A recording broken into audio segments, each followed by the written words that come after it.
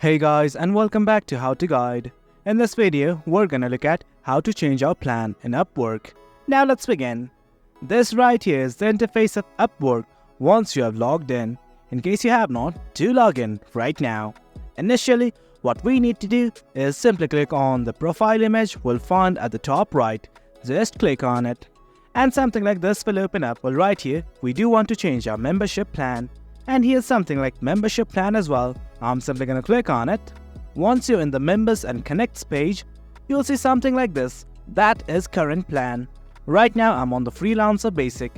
I want to change my plan. So let's simply click on this change plan button right here. Well, I'm on the basic plan. And right now I want to shift to plus.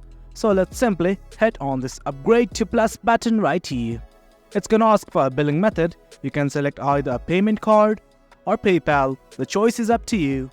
Once you've entered all of the details, what you need to do is simply click on upgrade and pay. And guys, that's it. That's how you change your membership plan in Upwork. It's quite easy. Hope you guys found this video informative, and for more content like this, do remember to hit like, share and subscribe. Your support fuels us. Until next time, thank you.